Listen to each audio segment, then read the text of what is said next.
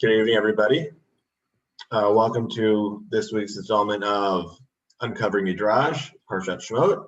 We are going to be looking into what happens with the story of Moshe at the Malone, at the hotel. So let's get started. But anybody has any comments, please feel free to chime in whenever you're ready. So here we go. So the haunted hotel. Okay, so the first question we have is obviously, well, what are we talking about? Okay, so for this, so everybody hopefully can see this nice and large. Please let me know if you have issues seeing it. Okay, so the question is, what is going on with this short story? So some background. So Jews have been enslaved in Egypt. No, Nathan. So just a little bit of background. So the Jews have been enslaved in Egypt, and now finally, after 200 years, God is trying to finally convince Moshe to take that he's going to be the one to take the Jews out of Egypt. So now, as Moshe is on his way from Midyan, where he'd been hiding out from Paro, now he's heading back to lead the Jews out of Egypt, and on the way, there's this strange story. So the question is, what exactly happened in the story, and what does that teach us about what went on in Israel? So for that, I'm going to read the Hebrew and then the English, because for the rest of the whole, you read primarily the English. Again, you'll have both the Hebrew and English in front of you. Please feel free to chime in. So yes, I'll read the first source, and then afterwards, if anybody would like to volunteer to, please do. Okay, so Vayibader Malone, Vatkeshehu Hashem, Vavakesh Hamito. It came to pass on the way at the lodging place that the Lord met him and sought to kill him. Okay, so this is right. Well, this translation is from JPS 1917. So that's right. So they're on their way back, and then all of a sudden, the Lord. Right, they're at an inn, a hotel, lodging place of some sort, and then all of a sudden God decides to kill him. The Tzipora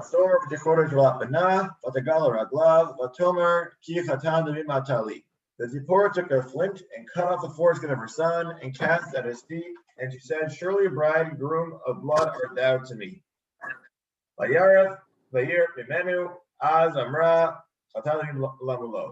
So he let him alone. Then she said, "A bridegroom of blood in regards of the circumcision." So I'm sure everybody completely understands what just went on, because I don't. Okay, right? This is very confusing. So before we go to the Midrash, which goes to try to explain it, what is unclear about what we just read? What was confusing? Why did God want to kill him? Right, the why of it, right? Why is all of a sudden God trying to kill him? So, anything else? Where is this lodging place? Where is this lodging place? Good question. What else?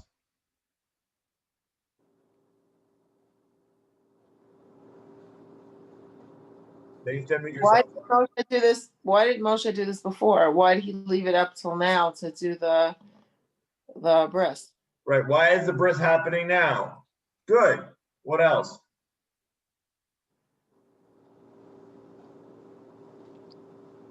So I'll throw it out there. There's a lot of ambiguous pronouns. Okay, the word him comes up, but who is him? Right? What we don't see at any point is the name of, right? So who is him? Doesn't say Moshe anywhere. Doesn't say Moshe anywhere. Another question would be, for a slightly ambiguous pronoun, would be that of his son or her son, right? Which son? But I thought it was only Gershom now. That's the question. We've only heard of Gershom's birth at this point. We know by the end that Moshe has two sons, Gershom and Eliezer. So the question is, which one is it?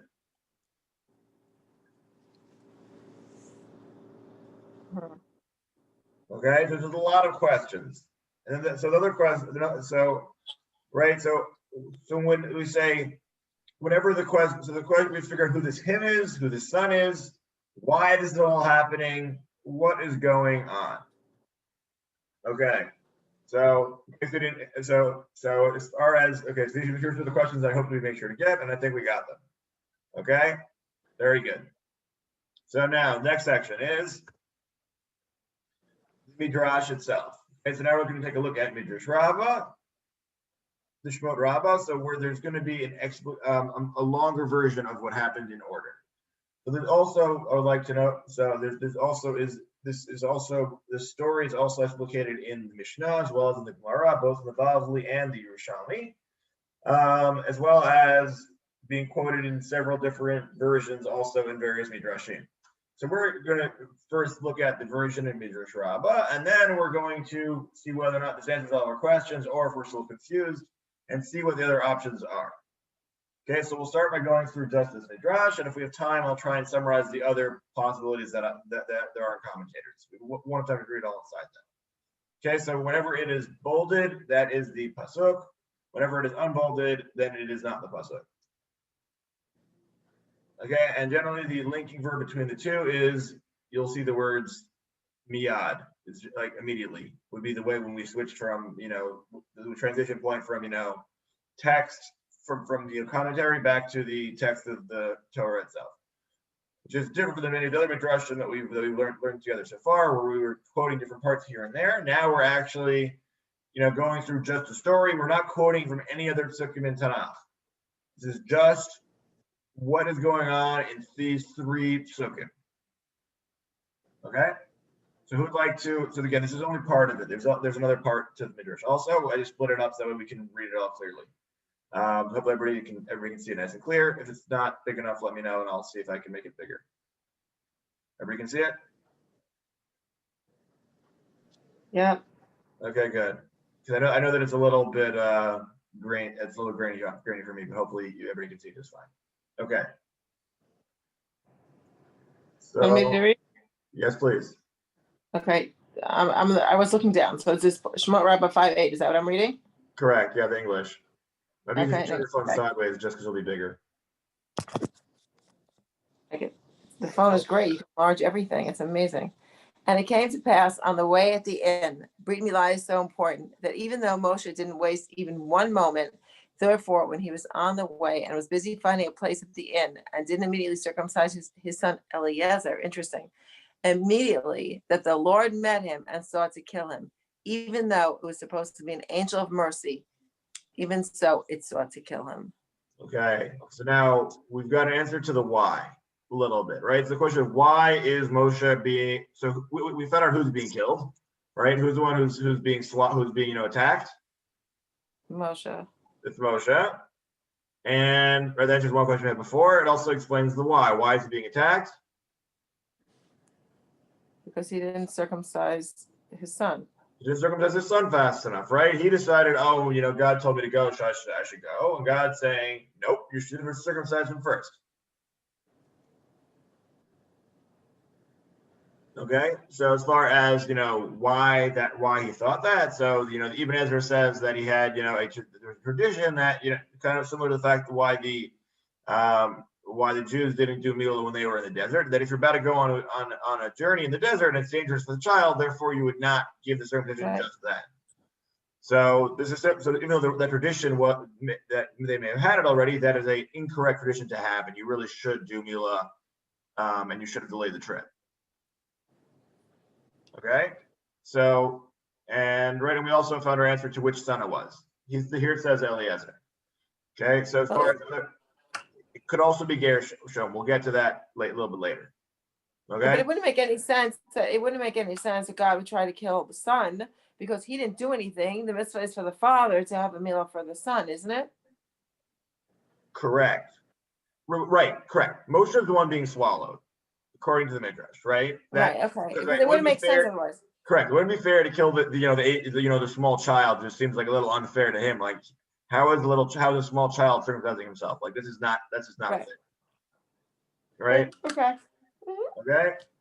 And also explains what the role, why the inn is because issues that, Moshe found time to find a place for people to sleep, but he didn't find enough time to, I'm sure everybody here has been to a bris, many times. It doesn't take that long. No. Right?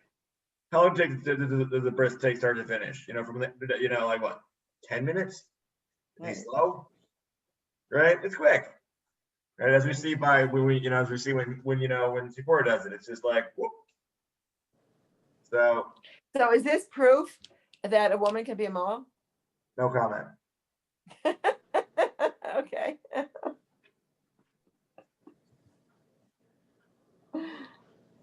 Yes, this is very much debated in the postgame as to whether or not, based on what Tzipora did, was it proper, not proper? Did Moshe have to do, have to have a done Brit afterwards? You have to do a little prick to make sure that even though the surgery entirely done by somebody who had been circumcised, it's a whole giant machloket, and we're not going to get No, I yes, just teasing. correct. Okay. Yes. Okay. Yes, this is where the discussion comes up in in all the various commentaries. Very good question. Thank you. Okay, this is the first half of the Midrash. Okay, and then the Midrash continues. I have a question. Yes. Why is there the assumption that it should have been an angel of mercy? Why is that assumption made? Generally by Brit Milah, we say that an angel's presence is a positive thing. For instance, the angels that visited Avram after his circumcision. So they came, 3 days later, and the Midrash says that he had that their visit, right? One of the angels was Raphael, who in turn ended up healing Avram from the pain. For more on how angels work and that, I'll hopefully be giving a series on that through the BAYT at the end of the month. Stay tuned for more information on the exact dates and times. Okay, end of the month. Okay. On how angels Thank work. you. Excellent question. Okay, so now we have the first half of the story down more or less. Okay, so now we're going to see some questions that we didn't even ask yet, that the Midrash is going to both answer and answer for us, the ones we haven't thought of yet. Okay, so who would like to read this part? This is the I'm happy to have the women read because Tzipora is the one doing all the action here. So volunteer. I'll read. Okay. Ready? Yeah. Then Tzipora took a flint. How did Tzipora that Moshe was in danger? Oh, no, sorry, I forgot a word there. something's wrong. How did Tzipora know that Moshe was endangered because of Milah? Because the angel swallowed Moshe from his head to where the place of the circumcision is. Since Tzipora saw that he was only swallowed until the Milah, she knew it was about the Milah he was being damaged. She also knew the power of circumcision, as the angel was unable to swallow Moshe beyond that point. So immediately, and cut off the foreskin of her son and cast it at his feet. And she said, surely a bridegroom of blood art thou to me.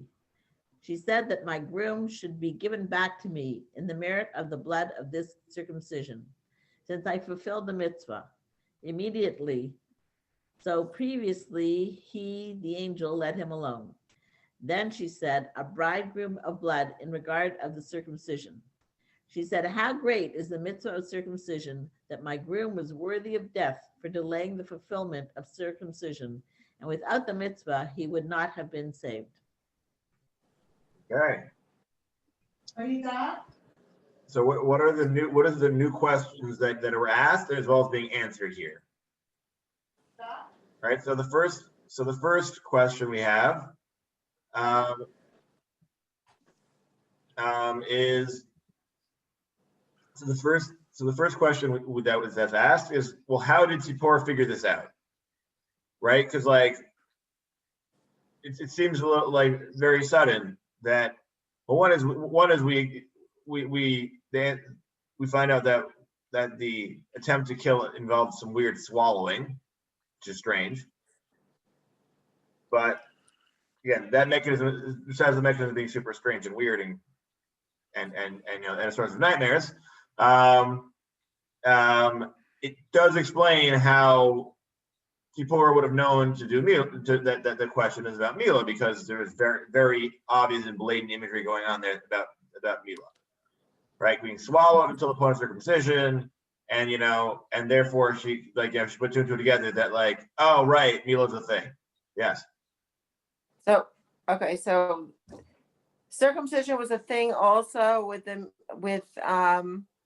where she grew up, because I thought it was just a thing. It was just like how would she know about circumcision? A, she had sisters, and B, I thought it was like a breed with Abraham. Was this a custom that other people had? So right, so that's why it works. If you say that this is Eliezer, the second son, right, as opposed to Gershom, the first son, it works out very well. Because why do you know that it's?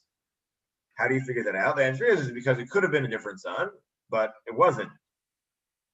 Well, she wouldn't have known about it. If it was The first, right? The question was which son, right? So then, if the first son already had a bris, she knows that Jewish boys get a bris, right? A brit milah. So she would know already. If it's the first son, the question is how did you figure it out? So then there's either A. So she could have noticed she could have heard of it before. Presumably, Moshe and Tzipora were married for a while at this point because Moshe ran away when he was younger, and is returning when he's 80. So odds are maybe over the course of the last 40 years they spoke once or twice. If you talked up Mila, possibility, right? So one of those two things would have had to have happened. So then that's the one advantage of saying that the child was Eliezer, because she'd seen it done before, she knows what to do, and therefore she can do it pretty easily. Or has some idea at least what's going on there. Okay. The other option is she could have known about Mila because, well, she was married to somebody who's circumcised. That's the other option.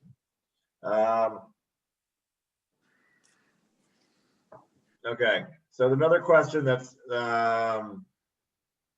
that they point out that's asked and answered is the question of who is the chatan that's referred to? Who is the bridegroom? So what does the Midrash say? Who's the bridegroom?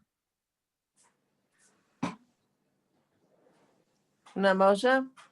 Correct. Moshe. Correct. Right. That's what the Midrash says is Moshe. Okay. And then it ends with we see how great the revision was. That means that that Moshe was worthy of death, right? No mention of the son being worthy of death. Okay, that's what we see from here. Okay, so now let's go back and look back at the psukim, right? So we say that so now they're all together, and then they go right. They all leave Midyan. They go to an inn. The problem being that they went to the inn they left Midyan without having first circumcised Eliezer. And then God decides that for Moshe not to circumcise his son, he's worthy of being put to death. And then, Tzipora notices because the angel's swallowing Moshe in a strange way that I need to do Mila now. And then she does Mila for her son, Eliezer. And then by doing so, and then places it at his feet. Again, whose feet is it?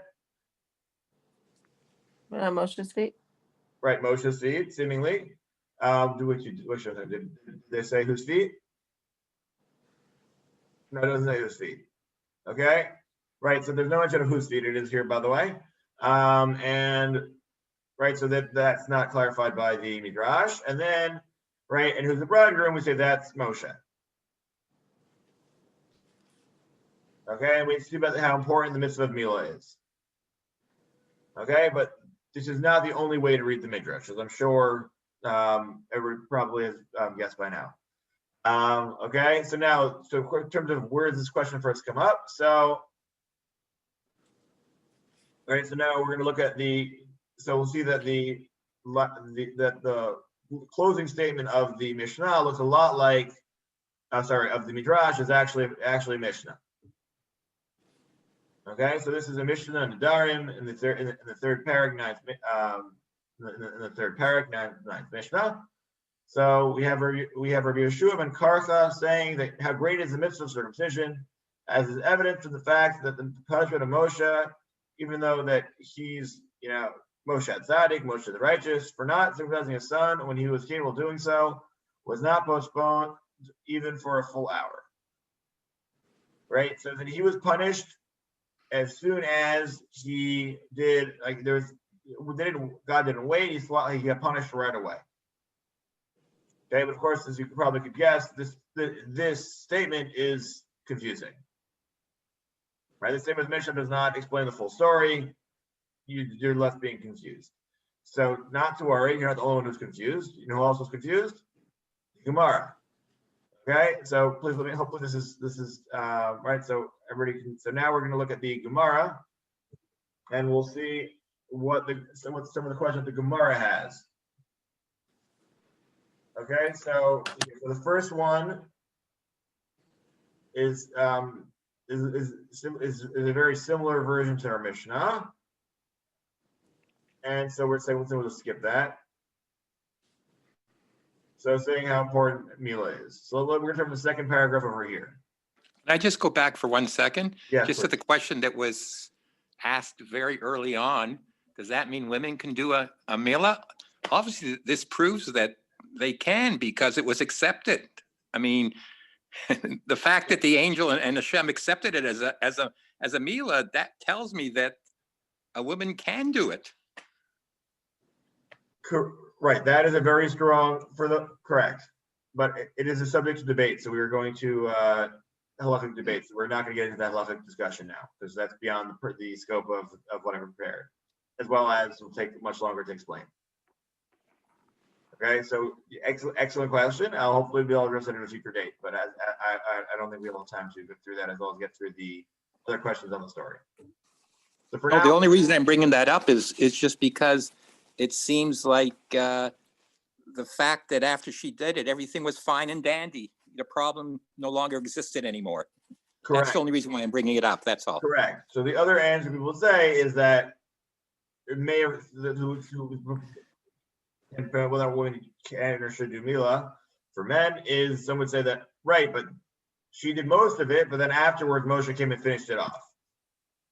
Okay. Right. So that's the response, meaning in the debate of how that goes. But we're not getting into that. If you'd like to email me, I could No, we'll wait for a future date. Okay.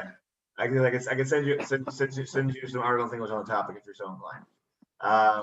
Okay, but remind me, I'll try and say that for another date then. Okay, so here we are. So now the question is, so now there's another question that that I addressed slightly, was the question of how did it come to this, right? So why didn't Moshe do the Mila right away? Like, what was he waiting for? Okay, so this is the question of Yehuda Anasi. So who'd like to read Yehuda Anasi's question?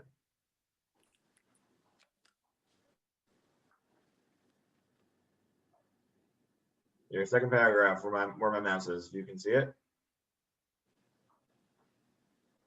I can read it. Okay.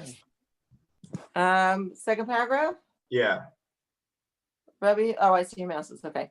Rabbi Yehuda Nasi, heaven forbid that Moses, our teacher, was neglectful of the mitzvah of circumcision. Rather, this is what he said: if I circumcise a child now and depart to begin my journey, it is a danger for the child. That is stated, and it came to pass on the third day when they were in pain, which indicates that the pain of circumcision lasts for several days, and my child might be in danger while in pain. If I circumcise him immediately and wait 3 days and then only embark on my journey, this is problematic, as the Holy One, blessed be He, said to me, "Go, return to Egypt," i.e., go immediately. For these reasons, Moses did not circumcise the child immediately, but no neglect existed on his part. But according to this explanation, for what reason was Moses punished? Because he was occupied with lodging first, and did not immediately perform the mitzvah of circumcision, as it is stated, and it came to pass on the way at the lodging place. Right. So the problem isn't that he waited initially; it's that he decided to find a place to stay instead of once we're time for the night. First thing you do is you circumcise your son, and then you'd go about finding the hotel to stay at. So that was the problem, is that the fact that that extra amount of time put right there, that was the issue, because he went for the lodging instead of the circumcision. Okay? This isn't the only version of the Midrash. We'll hopefully get to another version of why he delayed and why it's much more negative. Yes. Okay, so I understand that Moshe, we are not Moshe Rabbeinu, but as parents or as anybody, when you get to the place of where you're going and you're tired, the first thing you look for is lodging. Correct, but I understand it's a higher standard for Moshe Rabbeinu, but correct. that's just normal. Right, but also remember that the mentioning of Malone is very rare in general in the Tanakh, right? So the only other people who stopped on Malone were, Yosef's brothers on their way back, and then they found the money in their sacks.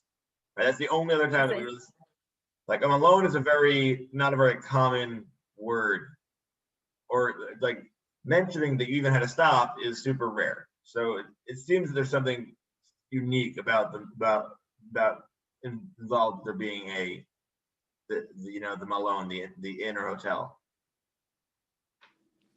Okay. Okay. Isn't it also the concept of mitzvahs that you're supposed to do them as soon as you can? You're not supposed to delay a mitzvah. Correct. That's also why there's the minhag is often to do a brit milah first thing in the morning, as opposed to waiting till afternoon. Didn't Aaron also say, don't bring your children with you, don't bring your family with you when you went back to Right. So Mitzrayim? that happens later, according to this Midrash. Meaning that this happened as they started their journey. And when did Aaron say send the kids back? That only happens when they get there. Yeah. So the other option you could say is, I think Rashbam says that actually this is out of order, and really this would have happened later on. This didn't happen now. This happened later when Moshe went back to get his family, not now. But we'll have to see. We'll leave the timing of that part for now, I think. Okay, so now the next here's that. Oh, sorry, too far. Okay. So now the question is, who was trying to be killed, right? So until now we've been saying that who was going to be killed? Moshe, because who on earth could be killed? So for this now, so Rabbi Shimon Gamliel would like to argue with this though. Okay, so who'd like to read Rabbi Shimon Gamliel? The big top? The top one, yeah. Okay. Rabban Shimon ben Gamliel says, it was not Moses, our teacher, that Satan wanted to kill, but rather that infant who is not circumcised, as it is stated. Surely a bridegroom of blood are you to me. Go out and see who does it make sense would be the one that is called the bridegroom. In this instance, you must say that it is the infant, since he is the one who entered the covenant with Abraham by means of the circumcision. Okay, so right, so this goes very much against what we thought, correct? Right, different person. Right, it's a different person, right? So who's the one? Which is strange because this is talking about an 8-year-old boy being swallowed. 8 day old. 8 day old. 8 day old, right? 8 days old. It does not seem fair, but that is Rabbi Shimon Gamliel's opinion. Is that the angel was swallowing him up. So also, so Ibn Ezra points out that there apparently is a custom of amongst mothers to call their child before they're circumcised as chatan. Apparently there was this custom that there used to be like a term of affection for a young child. So food for thought. Okay.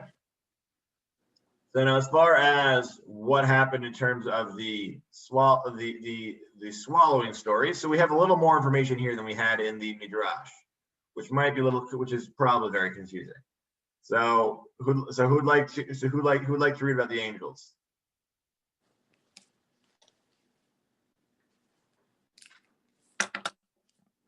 I'll read. Okay, thank you, mommy. Where's the Rabbi Yehuda Bar Bizna? Him? Yeah. Rabbi Yehuda Bar Bizna taught, at the time that Moses, our teacher, was negligent about the circumcision, the destructive angels named Af. It's an F. Af? Oh. Af. Like anger. Oh, meaning anger, and Chema, meaning wrath, came and swallowed him, and only his legs were left outside. Immediately Tzipora took a flint and cut off the foreskin of her son, and immediately he let him alone. Okay. At that moment. Okay, right. So that's the straight. Sorry. So again, so now we know who's swallowing who. We know who's swallowing who and why. Okay. So the angels, Charon Af. So Afachema, I mean God's anger is now swallowing up Moshe. Okay. Okay. Mm-hmm. Okay. At that moment, Moses, our teacher, wanted to kill them, as it is stated, cease from anger and forsake wrath, which indicates that he wanted to harm them. And there are those who say he killed the angel named Chema, as it is stated, wrath is not in me. The Gemara asks, how is it possible to say that he killed Chema? Isn't it written that Moses himself said much later, for I was in dread of the anger and the wrath? The Gemara answers, there are two types of wrath, and if you wish, say that the army of Chema remained, but not the angel itself. Whoops. Okay. Right. So it seems like there's something strange going on here with Moshe slaying the angel, which is strange to say the least. As far as for why this is, it's a good question. On this part, I'm not really sure what I don't know how to make much heads or tail of. Right, but just want to point out there that could be what's going on. Right? Isn't how does it like whatever the actions that they do, it somehow manages to kill off the angels in this, whatever Tzipora and Moshe are doing. Well, why is it okay to kill off the angels might be extreme, but we know that you can fight with angels because Yaakov fought with the angel. Right, correct. But this another opinion is that he actually killed the angel. But not just that Vayarif Mimenu doesn't just mean that. Right, what we think Vayarif Mimenu meant, we immediately think let him alone means that that whatever is trying to attack Moshe, right, stopped attacking him. So this is saying that the one who let him alone is actually the other way around, right? Moshe stopped trying to kill the angel, which is very much the exact opposite for what you thought it was. Correct? Mm-hmm. Yes. Yes. So again, you don't have to accept this reading, but that is an option. Okay. So I just wanted to point out another possibility for what happened, for why Moshe didn't do it. So this one is not. Oh, I didn't put the. Okay, we'll go with the English because it's transferred to Aramaic. Basically, here, actually, I could do a new share. So let's see if I can pull it up. One moment.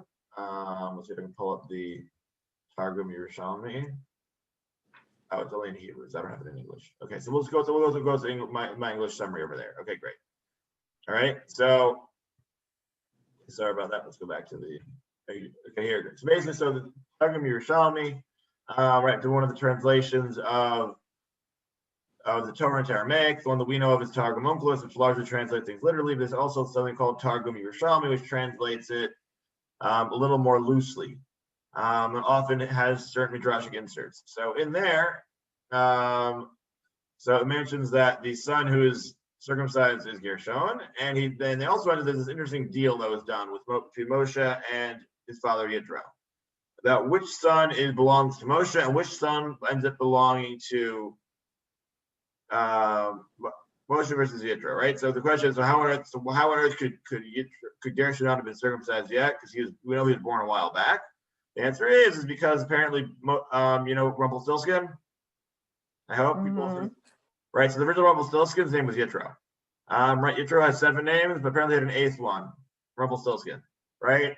That he required as part of the dowry to to have control over the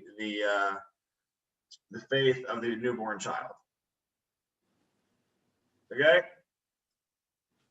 so I'll simply leave that there. Right, so that is a midrash, and then that would explain why didn't Moshe circumcise? Because he cut a deal. Perhaps this is even worse though, because wait, why is Moshe cutting deals at the expense of his children? But yeah, that's the story. So the other question is, so which son was circumcised? So right, so the talking we're showing that and Midrash that it quotes is stating that it's Gershon, and on the other hand we saw the Midrash as well as quoted by Rashi, is that the uncircumcised son is the second son who had just been born, named Eliezer. Okay. So then the next question we have is where does the foreskin get placed? Okay. So in the Targum Yerushalmi, it continues, it says that the one is placed by the feet of the angel. Okay, which is a little strange, but right, but that's right. So remember how Moshe is being swallowed. The question is, when Tzipora cuts off the foreskin and puts it by the feet, which is whose feet? So Midrash says it's Moshe's feet, because Moshe's feet, they're dangling out there, right? So then that's the way that Tzipora stops Moshe from being swallowed. But the other option is that how do you stop either Moshe or the child from being swallowed? Is you put it by the feet of the angel. And the angel says, "Angel, here, see, look, I circumcised him. Now stop eating my husband or child now, because it's done." Okay. The other answer, again, no parashim say this, but others could say maybe it's placed by the feet of Gershom or Eliezer, because when you finish the Gershom, sorry, when you finish the Mila, you just place it down there, but yeah, nobody really says that either. No, I didn't see anybody who said that inside. None of the commentaries that's who's placed by, but that is a possibility. Okay, last is who is the Chatan, which we mentioned, who was the machloket in the Rabbi Shimon Gamliel, versus everybody else in the Gemara. So who is the Chatan? So again, so we of course until we read that Gemara, we also of course it's Moshe, because that's who her Chatan is. But then, right, but there is another option, is that it was whichever son it was, which is Rabbi Shimon Gamliel's pick. Okay, so this is Eliezer. All right. Okay, so I think that's the end of the presentation. Okay, so I hope we've gotten a little bit of clarity now on what exactly happened with that midrash. If anybody has any questions, I'm happy to go over any part of what happened. But the main takeaway from the midrash is mitzvah Mila is extremely important. Moshe should not have delayed, no matter what circumstances he may have had leading up to it. And because he delayed, that led to problems and almost led to either his son or his own death. And now I think we also answered all of the misplaced motto, the ambiguous pronouns down the beginning of who met whom and where and how also know that nobody says that it was God doing it. Everybody agrees that it was an angel. So that's another option. You could say that since who's the one who met Moshe the whole time, technically it says Vayikasheyu Hashem, right? Technically it says that God met him, which but is it, on the other hand, this seems very weird.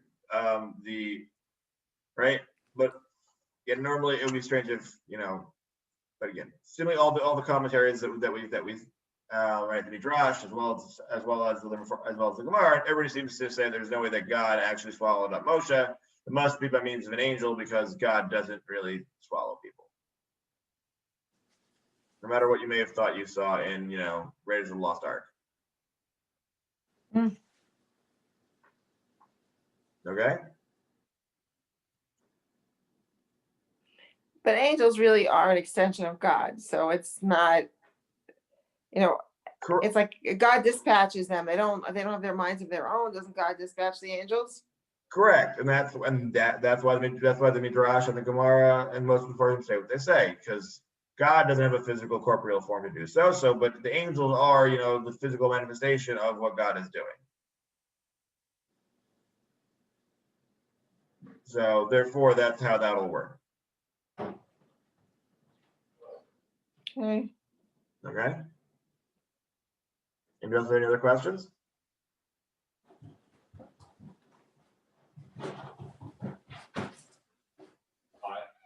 Okay. On the table. Okay, so if that's it, I'm going to end the recording here. Everybody's welcome to stick around and schmooze or ask other questions, but hopefully I'll see everybody next week for the next installment of the Beverly Midrash.